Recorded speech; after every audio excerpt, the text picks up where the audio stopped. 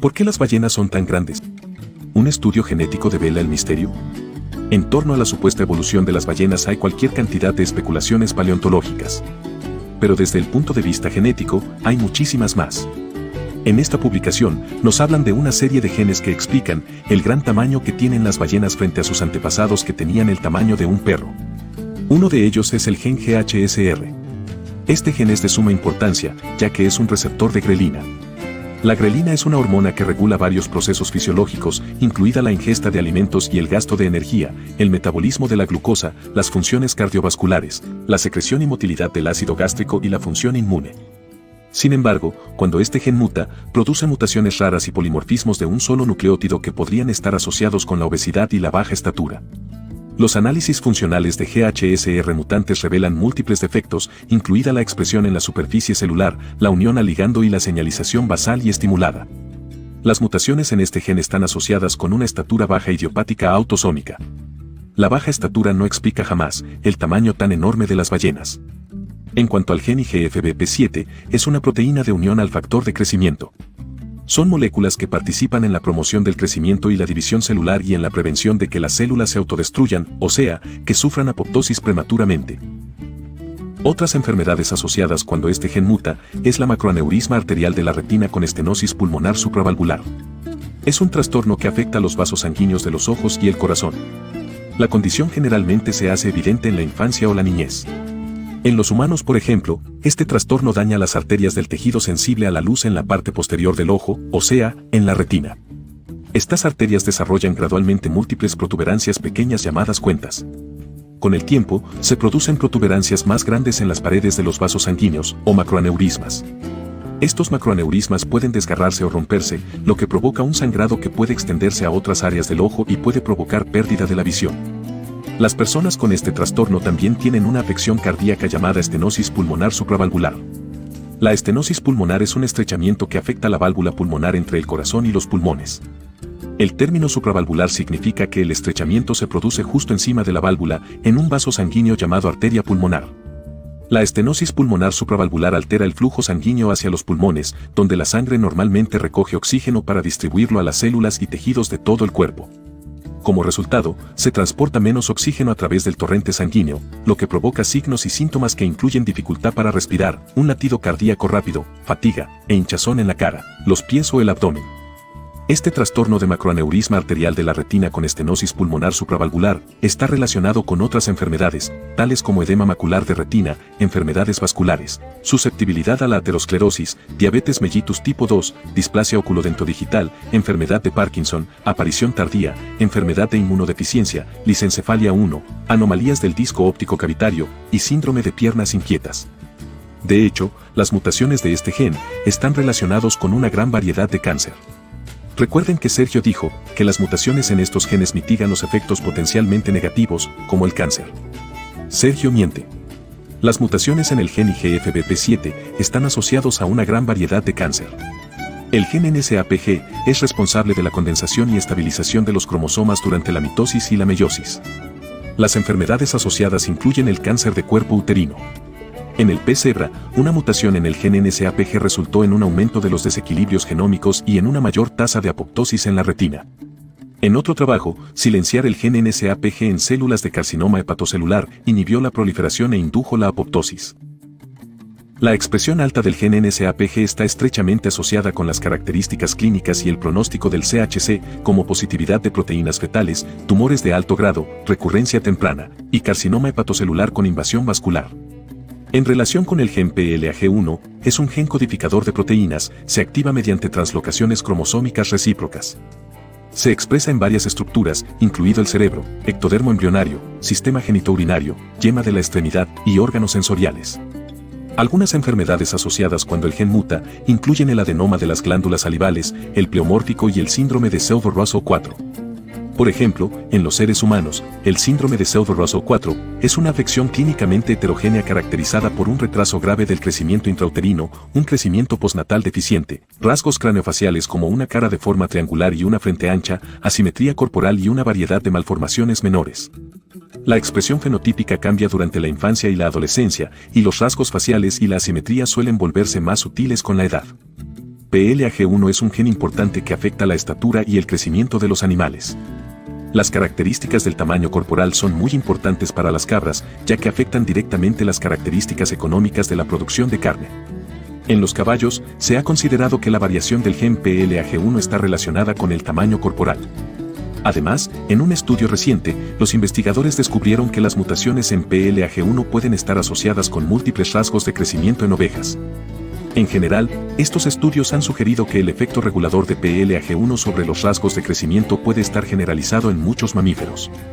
Todos estos genes regulan el tamaño y peso corporal de los mamíferos y variaciones dentro de los marcos de variabilidad que permite un desarrollo estable y saludable en los animales. Pero las mutaciones de estos genes solo producen cáncer, trastornos, enfermedades y muerte. Estos genes no mutan para que un animal del tamaño de un perro crezca hasta alcanzar 30 metros de largo como la ballena azul. A pesar que Sergio dijo que estos genes habrían contribuido al gigantesco tamaño, también afirma en una flagrante contradicción que el gigantismo puede acarrear desventajas biológicas como un menor rendimiento productivo y mayores probabilidades de padecer enfermedades como el cáncer. Aunque según él, aún no ha quedado claro el papel que desempeñaron los distintos genes a favor del gigantismo en las ballenas. En otras palabras, los genes contribuyeron al gigantismo, pero no se sabe cómo. Es decir, no hay evidencia científica de tales ocurrencias y tampoco son observables. Así que no son falsables, pero sucedió de todos modos. Veamos este estudio, que se basa en el papel que tuvieron los genes en la supuesta evolución de las ballenas. Se llama Un enfoque de genómica revela información sobre la importancia de las pérdidas de genes para las adaptaciones de los mamíferos. El estudio dice: con base en el siguiente razonamiento, distinguimos entre las pérdidas de genes que pueden haber contribuido a una adaptación y aquellas que probablemente sean consecuencia de la evolución de un fenotipo adaptativo. Si un evento de pérdida de genes contribuyó a una adaptación, esperamos que las mutaciones de pérdida de función, introducidas en un organismo modelo relacionado, den como resultado fenotipos que son muy similares al fenotipo adaptativo natural y que la edad de la pérdida de genes coincida con un periodo durante el cual evolucionó esta adaptación. Por el contrario, si el evento de pérdida de genes es consecuencia de una selección relajada después de una adaptación, esperamos que los fenotipos knockout y la función molecular no tengan una relación causal con el fenotipo adaptativo, o que el gen se haya perdido después de la evolución de este fenotipo. Algunos de los cuales pueden haber contribuido a las adaptaciones morfológicas, fisiológicas y metabólicas en los mamíferos, mientras que otros probablemente sean una consecuencia de la evolución adaptativa. Esto es demasiado importante entenderlo. El estudio sigue hablando de adaptación, pero ahora es más específico. Está hablando de la adaptación morfológica, fisiológica y metabólica. Estas adaptaciones son observables, ni siquiera requiere de millones de años. Con la selección artificial y natural se han obtenido muchísimos resultados. Pero insisto, este tipo de adaptaciones no transformará la organización anatómica de los seres vivos, y eso es lo que necesitan las ballenas según la evolución.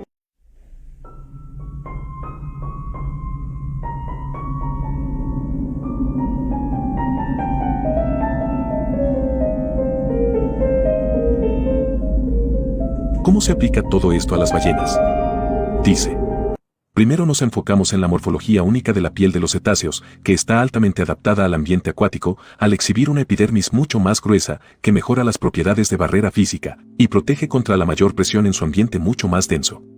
Una alta tasa de desprendimiento de células en el estrato córneo mantiene una superficie lisa y limita la colonización de microbios, sin pelo para reducir la resistencia al nadar. Nuestro análisis reveló genes con funciones relacionadas con el cabello y la epidermis que se pierden específicamente en los 4 cetáceos presentes en nuestro análisis: delfín, orca, cachalote y ballena mink. Todos los genes, sus mutaciones de inactivación y las estimaciones de la fecha de pérdida se describen en detalle. El estudio utiliza secuencias de animales placentarios. E incluso utiliza ejemplos de algunos efectos en los seres humanos. Así que veamos lo que sucede con las mutaciones que ocurren en los genes que menciona el estudio. Dice.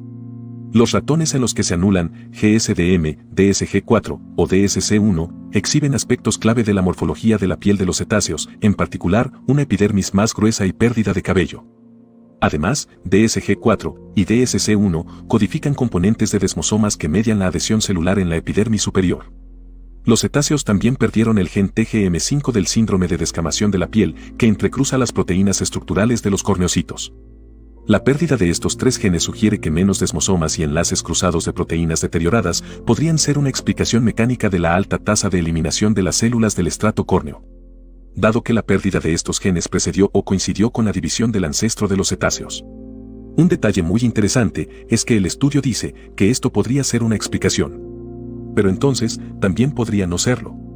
En los seres humanos, las mutaciones en el gen TGM5 producen un trastorno cutáneo autosómico recesivo que se caracteriza por la formación de ampollas en la región acral y la descamación de las capas más externas de la epidermis. En los ratones, de hecho, la piel como barrera es sumamente importante para la supervivencia de los mamíferos en el entorno terrestre, ya que brinda protección contra la pérdida de líquidos, los microbios, las toxinas y la exposición a los rayos ultravioleta. No solamente es importante en un entorno terrestre, también postnatal. Este gen permite el entrecruzamiento de proteínas y la conjugación de poliaminas a proteínas. Contribuye a la formación de la envoltura celular cornificada de los queratinocitos. ¿Pero qué sucede con las mutaciones de este gen en los ratones? ¿Cuál es la evidencia que las mutaciones de este gen, en lugar de conducir a la muerte del organismo o producir aberraciones, tengan alguna relación con la evolución de la piel de los cetáceos? El estudio dice que los ratones en los que se anulan GSDM, DSG4 o DSC1 exhiben aspectos clave de la morfología de la piel de los cetáceos, en particular, una epidermis más gruesa y pérdida de cabello. Pero lo que muestra el estudio sobre este particular son solo dibujos. Ojo que el estudio no proporciona evidencia alguna de un incremento en la morfología de la piel hacia los cetáceos. Solo dice que estas pérdidas de genes podrían haber contribuido a la remodelación de la morfología de la epidermis de los cetáceos. Ahora bien, el gen GSDMA en los mamíferos se expresa principalmente en las células epiteliales de la piel y el tracto gastrointestinal superior. Las mutaciones observadas en el gen GSDMA producen piroptosis. Esto no es más que la muerte de la célula. Este gen actúa de manera similar a una proteína protectora que detecta directamente las actividades de virulencia de los microorganismos que presentan una amenaza infecciosa grave. Estas mutaciones por desactivación en los ratones los vuelve más susceptibles a infecciones. El gen GSDMA es fundamental en la defensa inmunitaria contra las infecciones cutáneas. Los ratones que carecen de GSDMA, GSDMA2 y GSDMA3 son muy susceptibles a la infección por estreptococos subcutáneos. ¿Qué podemos decir del DSG4? En los seres humanos, las mutaciones asociadas al gen DSG4 incluyen hipotricosis 6 y moniletrix. La hipotricosis 6 es una afección caracterizada por la presencia de una cantidad de cabello inferior a la normal, con folículos y tallos pilosos anormales, que son delgados y atróficos. Este fenómeno no es un proceso evolutivo, es un trastorno. En los seres humanos, por ejemplo, las personas que sufren de moniletrix tienen cabello normal al nacer. Dentro de los primeros meses de vida, desarrollan cabello frágil y quebradizo que tiende a fracturarse, lo cual producen diversos grados de alopecia distrófica. En las formas más leves, solo están involucradas las regiones occipitales del cuero cabelludo. Sin embargo, en las formas graves, también pueden afectarse las cejas, las pestañas y el vello sexual secundario. La hiperkeratosis folicular, con predilección por el cuero cabelludo, la nuca y las superficies extensoras de la parte superior del brazo y los muslos, también es un hallazgo característico en estos pacientes. El examen con microscopio óptico es diagnóstico y revela ganglios elípticos de espesor normal y constricciones intermitentes entre nudos en los que el cabello se rompe con facilidad. Puede haber una mejoría espontánea con el tiempo, especialmente durante la pubertad y el embarazo, pero la condición nunca se resuelve por completo. Les estoy hablando de mutaciones en estos genes. Las mutaciones, como dije al principio, no incrementan la complejidad organizacional de los organismos. Las mutaciones no son evolutivas. En este caso específico, no incrementan la complejidad de la epidermis. Es cierto que las mutaciones en el gen DSG4 tienen como consecuencia una pérdida en el pelo. Pero eso no significa que una mutación en este gen contribuya a una adaptación a un entorno acuático. En los gatos, las mutaciones de este gen son igualmente degenerativas. Están relacionadas con lo que se conoce como distrofia del tallo piloso. Es decir, alteraciones en la estructura del tallo del cabello. Esto conduce a una pérdida completa de la función DSG4, lo que da como resultado una formación incorrecta de los desmosomas y provoca el desarrollo de tallos pilosos defectuosos. Lo que realmente el estudio está postulando es que las ballenas evolucionaron de animales terrestres por medio de procesos de degeneración genética. ¡Qué desastre! El estudio decía que la pérdida de estos tres genes, GSDMA, DSG4 y DSC1, con menos desmosomas, exhiben aspectos clave de la morfología de la piel de los cetáceos. Eso es erróneo. Luego, en los ratones, las mutaciones en DSG4 son la causa de un fenotipo autosómico recesivo de pelo lanceolado. Las crías de ratones desarrollan solo unos pocos pelos cortos en la cabeza y el cuello, que forman una cabeza de lanza en la punta y desaparecen en unos pocos meses. Tienen la piel engrosada y no muestran ningún retraso en el crecimiento. Finalmente, el gen DSC1 es un gen codificador de proteínas. Cuando muta, no hay cambios evolutivos tampoco. Al contrario, en los seres humanos, presenta enfermedades y trastornos únicamente, las cuales incluyen la dermatosis y pénfigo higa. Ambas son enfermedades autoinmunes de la piel. Así que nada de esto es evolutivo. Todo está en la imaginación. Es por esta razón que estas pérdidas de genes no podrían haber contribuido a la remodelación de la morfología de la epidermis de los cetáceos. Son solo enfermedades y trastornos.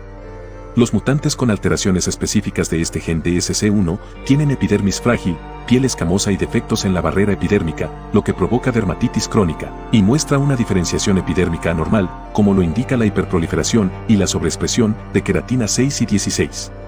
El estudio dice que los ratones exhiben aspectos clave de la morfología de la piel de los cetáceos, en particular, una epidermis más gruesa y pérdida de cabello. Sin embargo, las mutaciones en el gen DSC1, cuando los ratones han sido genéticamente modificados, después del nacimiento, exhiben piel escamosa y un defecto de barrera epidérmica. La epidermis es frágil y la acantólisis en la capa granular genera lesiones localizadas comprometiendo la función de barrera de la piel. Los neutrófilos se acumulan en las lesiones y degradan aún más el tejido, provocando el desprendimiento o descamación de la epidermis lesionada. Estas son las consecuencias observables negativas y degenerativas de las mutaciones en estos genes en los ratones. Sin embargo, el estudio especula, afirmando que probablemente contribuiría a la morfología de la piel de los cetáceos. Definitivamente este no es el camino que la evolución debió recorrer, a partir de la pérdida de genes desde mamíferos terrestres hasta las ballenas. Veamos qué más dice el estudio.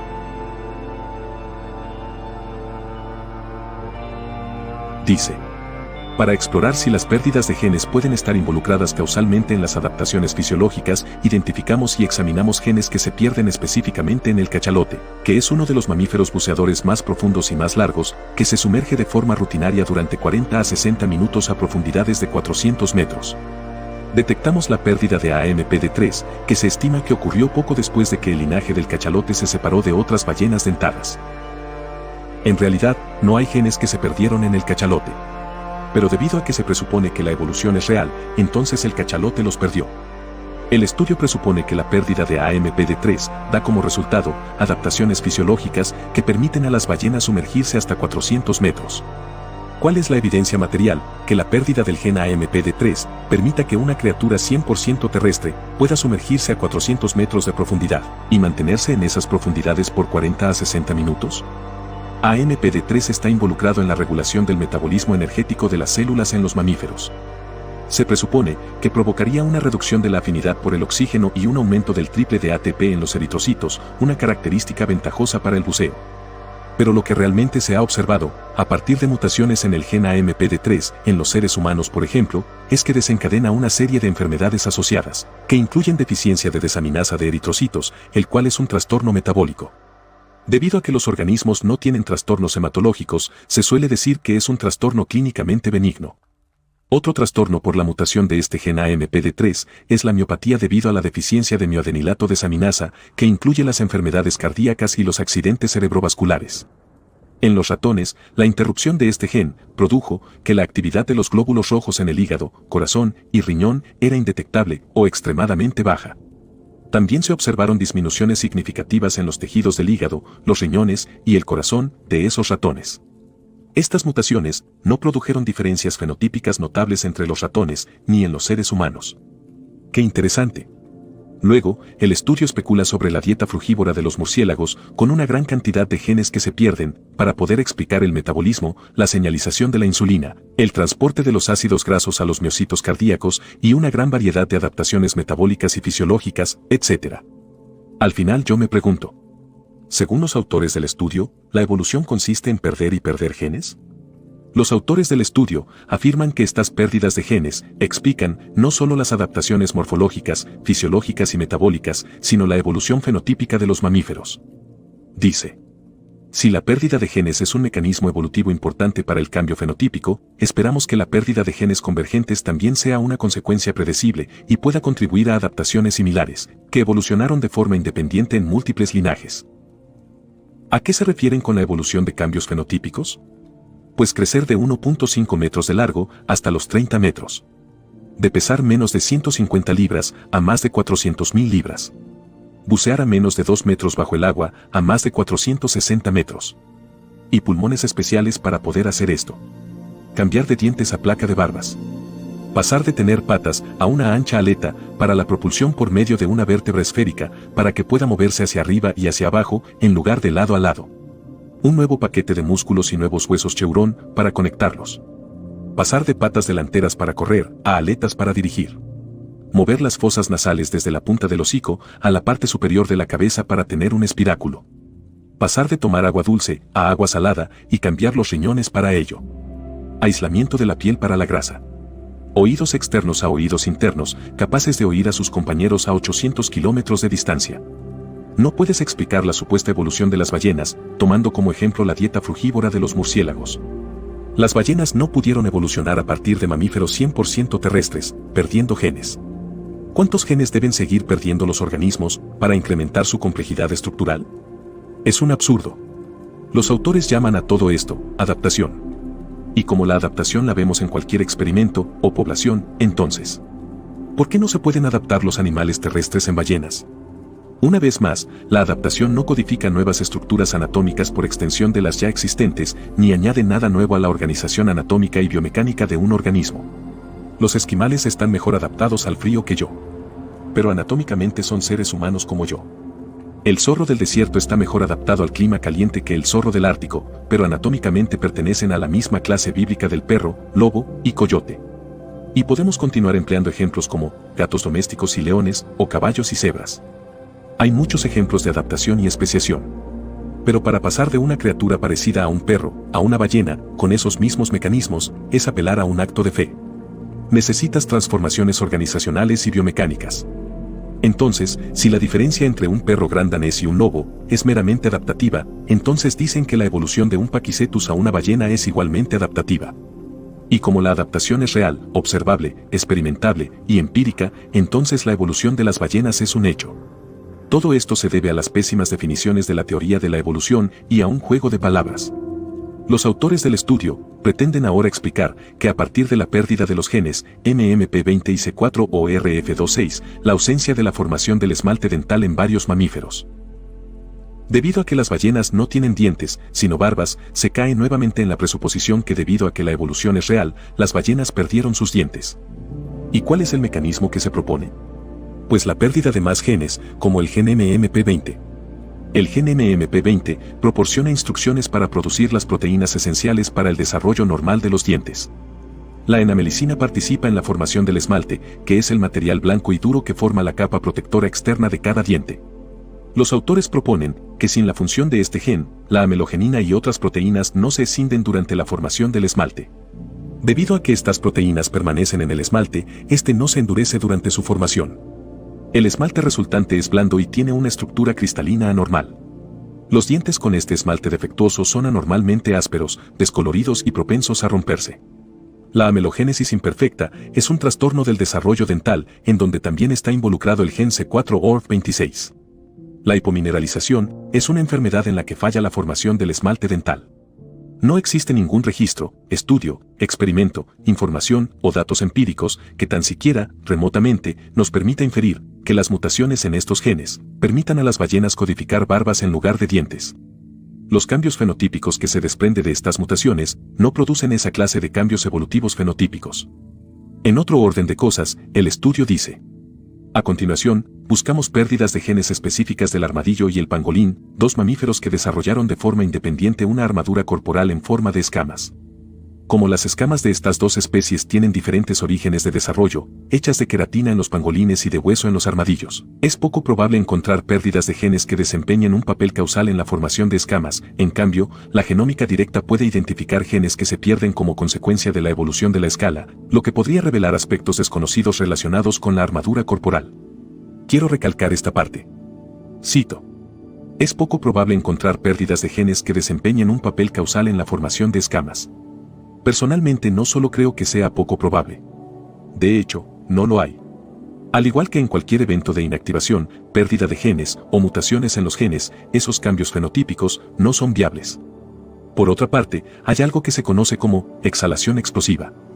La llamada exhalación explosiva permite a los cetáceos renovar alrededor del 90% del aire en una sola respiración. Los mamíferos completamente acuáticos limpian el espiráculo antes de inhalar. El intercambio de aire explosivo es facilitado por un extenso tejido elástico en los pulmones que permite una mayor expansión durante la inhalación y cuyo retroceso elástico ayuda a vaciar los pulmones rápidamente. El estudio sugiere la pérdida del gen MMP12 entre los linajes de cetáceos y manatíes. MMP12 codifica una proteasa potente que degrada la elastina, el principal componente de las fibras elásticas. De todo el estudio, la pérdida de este gen es el único con el que intentaron poner un ejemplo, pero en realidad es un pésimo ejemplo. Dice: la hiperactividad de MMP12 en el pulmón puede ser inducida por el humo del cigarrillo en humanos y reduce la elasticidad de los alvéolos, lo que contribuye a un vaciado incompleto del pulmón en pacientes con enfermedad pulmonar obstructiva crónica. Si la hiperactividad reduce la elasticidad, entonces la inactividad, según ellos, podría contribuir al extenso tejido pulmonar elástico. Debe ser un chiste. También dice, por lo tanto, la pérdida específica de elastina que degrada MMP12 sugiere un mecanismo que podría contribuir al extenso tejido pulmonar elástico necesario para la exhalación explosiva. Nuevamente, se presupone simplemente que la evolución de las ballenas es un hecho, entonces el gen se perdió, por lo que nuevamente especulan afirmando que podría contribuir al extenso tejido pulmonar. Este ejemplo dado por los autores sobre las mutaciones en el gen MMP12 en los humanos es pésimo. Denota desesperación y necedad.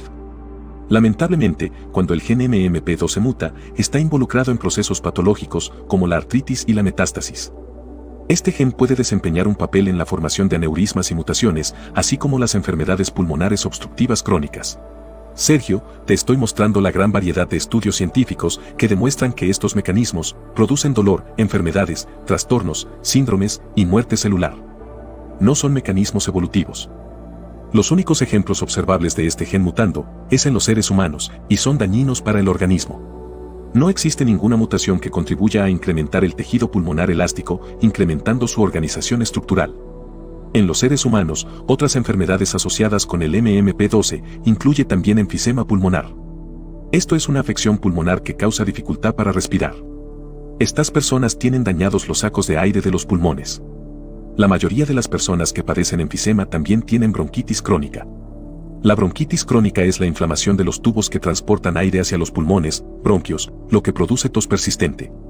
El enfisema y la bronquitis crónica son dos afecciones que forman la enfermedad pulmonar obstructiva crónica. El tabaquismo es la causa principal de la enfermedad pulmonar obstructiva crónica. El tratamiento puede retrasar el avance de la enfermedad pulmonar obstructiva crónica, pero no puede revertir el daño. Poner como ejemplos los efectos nocivos del cigarrillo es verdaderamente muy pobre desde el punto de vista argumentativo. Otras enfermedades es la dermatitis herpetiforme. Enfermedad ampollosa subepidérmica autoinmune crónica caracterizada por lesiones pruriginosas agrupadas como pápulas, placas de urticaria, eritema y vesículas herpetiformes, con una distribución predominantemente simétrica en las superficies extensoras de los codos, 90%, rodillas, 30%, hombros, glúteos, región sacra y rostro de niños y adultos. Suelen aparecer erosiones, escoriaciones e hiperpigmentación. También puede aparecer como consecuencia de la intolerancia al gluten. Sergio, se supone que esto es un estudio científico. Se supone que está revisado por pares. Se supone que cuenta con evidencia científica, observable, falsable, contrastable, empírica. Quiero que observen todas las veces que el estudio dice, probablemente. Como la evolución no cuenta con ninguna evidencia de ningún tipo, cualquier persona puede escribir un estudio y ser publicado. Mientras todos esos mecanismos propuestos no se puedan corroborar, entre más fantásticos sean los supuestos cambios evolutivos fenotípicos, con mayor facilidad te publicarán. La evolución no es ciencia, la evolución es pura filosofía. En ninguna parte el estudio es capaz de citar ejemplos reales, observables, contrastables, falsables y empíricos que nos permitan demostrar los procesos y mecanismos en que un organismo puede incrementar cualitativamente su información genética para codificar nuevas estructuras anatómicas por extensión de las ya existentes, para transformar su organización estructural y biomecánica. En otras palabras, que un mamífero cuadrúpedo terrestre, del tamaño de un lobo o una oveja, se someta a una serie de cambios biológicos graduales a lo largo de millones de años, bajo una escala de transformaciones que tendría que ser masiva, sería biológicamente imposible. Los autores demencialmente apuestan por la pérdida de información en criaturas 100% terrestres. Con todo respeto, este estudio es una basura. Abusa del término probablemente, decenas de veces. En la descripción del video encontrarás el enlace. Léelo por ti mismo. ¿Cómo explican los evolucionistas el colosal tamaño de las ballenas? Bueno, ellos recurren al gigantismo. Sin embargo, el gigantismo no es saludable. De hecho, el gigantismo es un síndrome. Probablemente, este tema lo aborde la próxima vez. Tal y como pueden ver, la evolución recurre una y otra vez a las mutaciones. Las mutaciones no son beneficiosas.